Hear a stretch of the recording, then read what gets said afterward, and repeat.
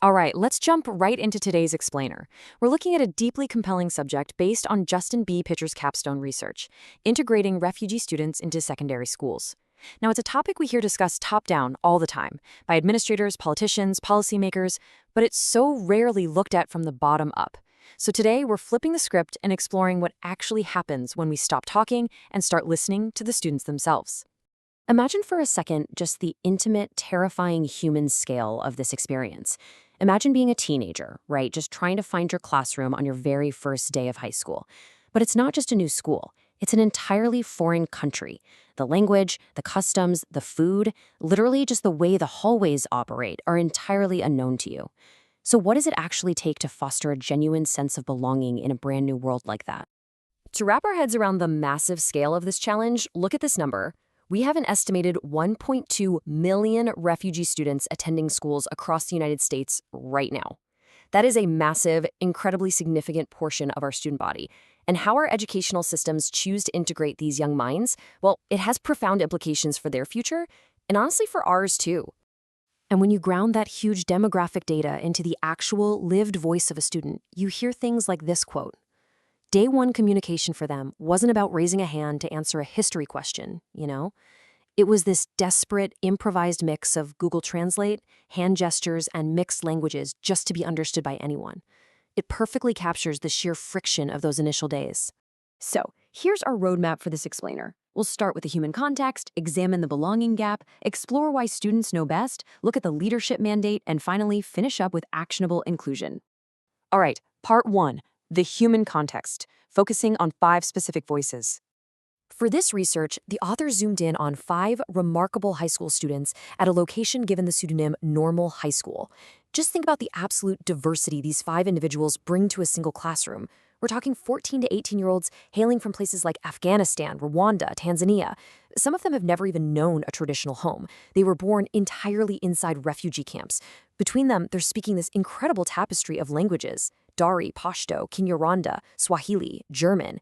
They bring intensely complex histories with them, but above all else, the research highlights that they are highly resilient and just deeply motivated to learn. Just look at this timeline. Think about the chaotic, frankly traumatic journey a refugee student navigates long before they ever have to stress about a math test. Fleeing their home country, often spending years in temporary camps, navigating a labyrinth of a U.S. resettlement process, and only then arriving at step 4. The first day of high school. The baggage they're carrying through those school doors is immense. Moving on to part 2, the belonging gap, enrollment versus inclusion. So here's a massive distinction we need to make. There is a stark contrast between just existing in a space and actually being part of it. On one hand, we have simple enrollment. That's a student showing up, occupying a physical desk, filling a quota on a roster. On the other side, we have a true sense of belonging. The research defines this as a multidimensional feeling of attachment, commitment, and a genuine belief in the school's values. You can totally mandate enrollment, but you have to actively build belonging. And getting to that sense of belonging, well, it means climbing an absolute mountain of barriers. On a macro level, they're navigating intense domestic political rhetoric regarding immigration. But then on a micro level, they are dealing with entirely unfamiliar educational systems, healing from past trauma, and even daily physical discomforts, like ill-fitting clothing or cafeteria food that is just entirely alien to them. All of it compounds to make them feel isolated from their peers. Which brings us to part 3, students know best, listening to the experts. We really need to flip our assumptions on their head here. Check out what one student said. I knew that if I didn't go to school, all this help would be gone and I needed the help. Far from seeing school as a burden, these kids are highly motivated. They recognize that the school is this critical lifeline, a stabilizing sanctuary that gives them the resources they desperately need to survive here. The research shows they are fiercely fighting for their education. One student actually shared this jarring memory of being threatened with a stick for failing in their previous country. But look at their environment now. They are exhibiting incredible, self-directed resilience. They're literally on YouTube outside of school hours, teaching themselves English, all while desperately seeking out trusting adult figures in the building to help guide them. All right, part 4, the leadership mandate, setting the tone. The students were super clear on this in the interviews. If the principal is kind, the teachers are kind. Leadership completely sets the culture, and this is backed by George Theoharis's peer-reviewed theory of social justice leadership. Creating a welcoming space doesn't just happen by accident or just because you're a nice person.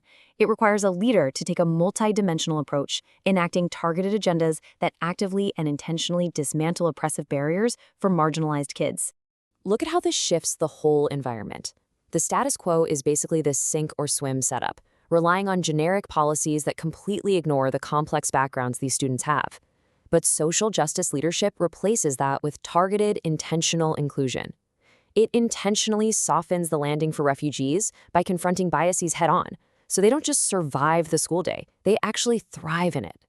And finally, Part 5, Actionable Inclusion, Building Welcoming Schools. So what does this actually look like on the ground? The students literally gave us a playbook of real-world steps to transform their schools. First, you need an onboarding process that is fully translated and actually supportive. Second, set up dedicated refugee support centers where they know for sure they belong.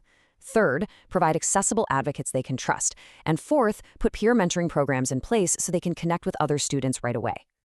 And, it goes way beyond just the administrative stuff.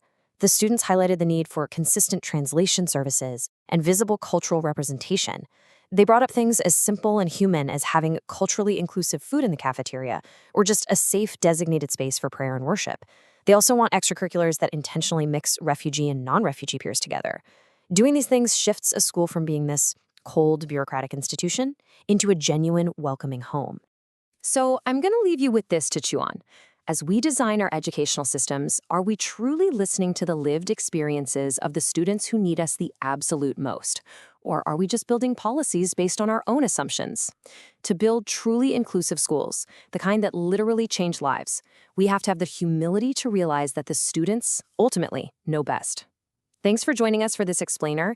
Keep asking questions, and we'll see you next time.